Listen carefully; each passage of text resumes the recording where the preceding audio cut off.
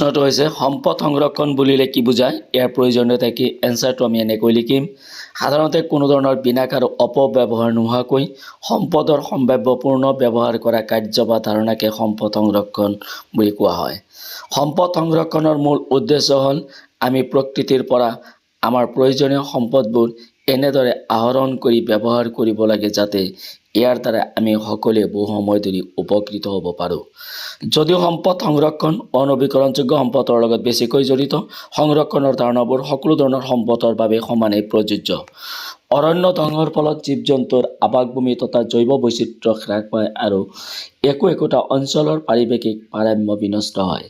সেয়ে সমগ্ৰ বিশ্বজুৰি কিছুমান আপুৰুগীয়া জৈৱিক সম্পদ যেনে বাঘ, হাতী, ভালুক, ডলফিন আদিৰ সংৰক্ষণৰ বাবে বহু আঁচনি হাতত লোৱা হৈছে।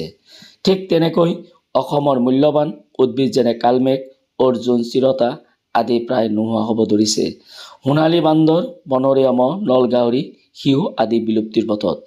শক্তিৰ উৎস হিচাপে ব্যৱহৃত খনিজ তেল, কয়লা আৰু কৃষিকাৰ্যত ব্যৱহৃত ৰাসায়নিক সাৰ, কীটনাশক দ্ৰব্য আদিৰ ব্যৱহাৰ দ্ৰুতগতিত বৃদ্ধি পোৱাৰ ফলত এইবোৰ প্ৰাকৃতিক সম্পদৰ ভাণ্ডাৰ নিঃশেষ হৈ যোৱাৰ উপৰিও বায়ু, পানী আৰু মাটিৰ প্ৰদূষণ ঘটি ভয়াৱহ পাৰিৱেশিক সমস্যাৰ সৃষ্টি হৈছে।